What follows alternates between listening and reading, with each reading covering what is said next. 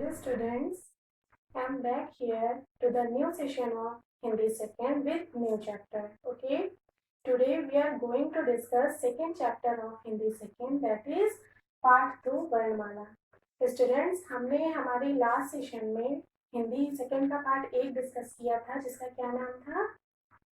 Very good, भाषा. हमने part 1 में भाषा के बारे में डिस्कस किया था जिसमें हमने क्या क्या सीखा कि भाषा क्या होती है, उसके कितने प्रकार होते हैं, उसको हम किस किस रूप में व्यक्त कर सकते हैं. किसी भी भाषा को बोलने के लिए, लिखने के लिए, उसको समझने के लिए हमें कुछ निश्चित वर्णों की आवश्यकता होती है, अक्षरों की आवश्यकता होती है. तो हमारा जो आज का टॉपिक है, आज का जो हमारा चैप्टर है वो इसी से रिलेटेड है. Okay students, so have a look here. Part 2 वर्णमाला. हमारा पार्ट 2 क्या है? वर्णमाला. वर्णमाला जानने से पहले हमें क्या जानना है कि वर्ण क्या होता है. ओके स्टूडेंट्स, तो वर्ण क्या है? भाषा की सबसे छोटी इकाई, जिसका मतलब ये है कि जो भी हम बोल रहे हैं, जो भी हमारे मुख से ध्वनि निकल रही है, उसका सबसे छोटा रूप, जिसको हम और पार्ट्स में डिवाइड ना कर सके और भागों में विभाजित ना कर सके. जैसे हमने बोला चीता. हमने क्या बोला? चीता. ये सबसे छोटा रूप हमारे ध्वनि का नहीं है, ये कई वर्णों से मिलकर बना हुआ है. ओके स्टूडेंट्स, इसको हम फर्स्टली जब ब्रेक करेंगे, जब हम इसके पार्ट्स करेंगे, तोड़ेंगे, तो ये हमारा पहले 2 भागों में विभाजित होगा, जिसमें पहला क्या है? ची, और दूसरा क्या है? ता. हमने चीता को जब तोड़ा और भागों में, तो वो क्या आया? ध्वनि क्या निकल कर आई? ची और ता. अभी जब हम इसको फिर से तोड़ना चाहें ची को, तो ये हमारा किस भाग में विभाजित होगा? फिर से 2 भागों में विभाजित हो जाएगा, जिसमें एक क्या है हमारा? च, और दूसरा क्या है? ई. तो ची जो है हमारा, वो च और ई से मिलकर बना है, और जो हमारा दूसरा था ता, वो हमारा त और आ से मिलकर बना हुआ है.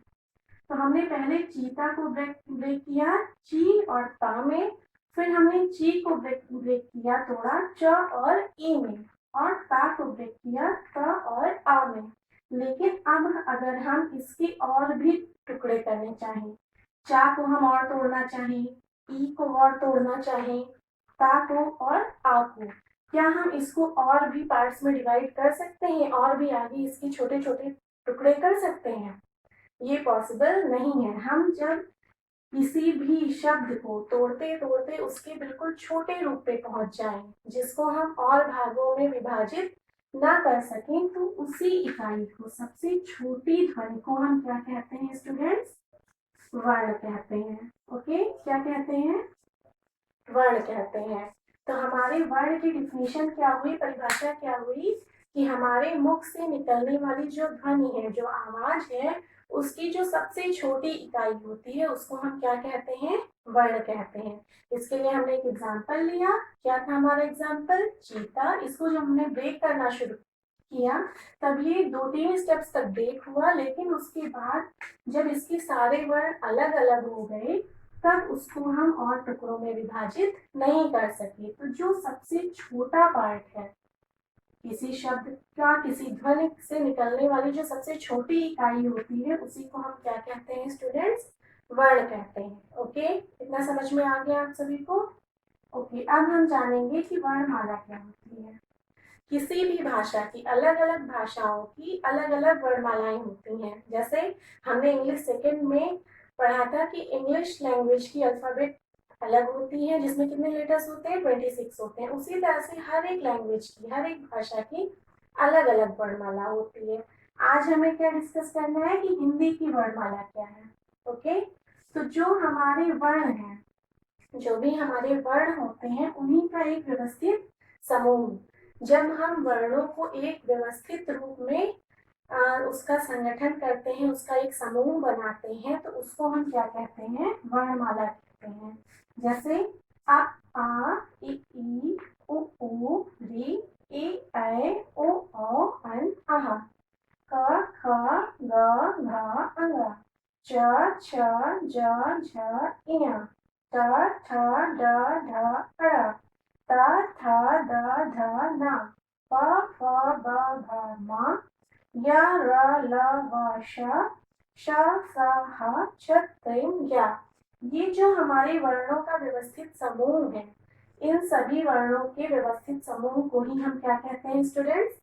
वर्णमाला कहते हैं। ओके, अब इसमें वर्णों के दो भेद होते हैं। जो हमारी ये वर्णमाला है, इसको टू पार्ट्स में डिवाइड किया गया है। फर्स्ट क्या है हमारा?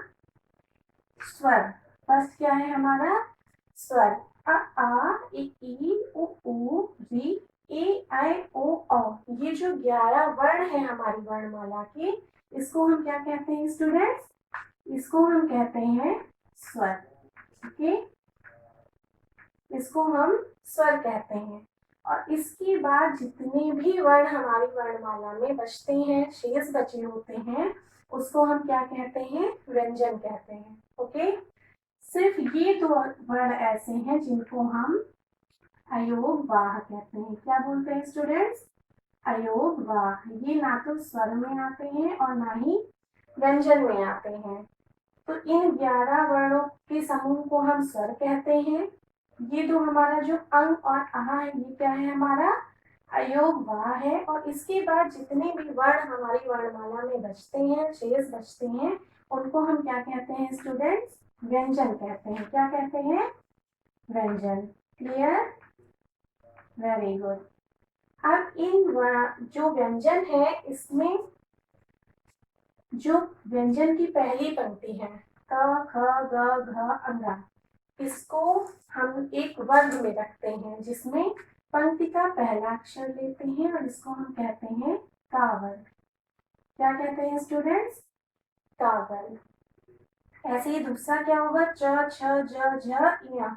इसका जो पहला अक्षर है वो क्या है? वर्ण क्या है? च। तो इस वर्ग का नाम क्या हो जाएगा स्टूडेंट? चा वर्ग। इसी तरह से नेक्स्ट क्या है?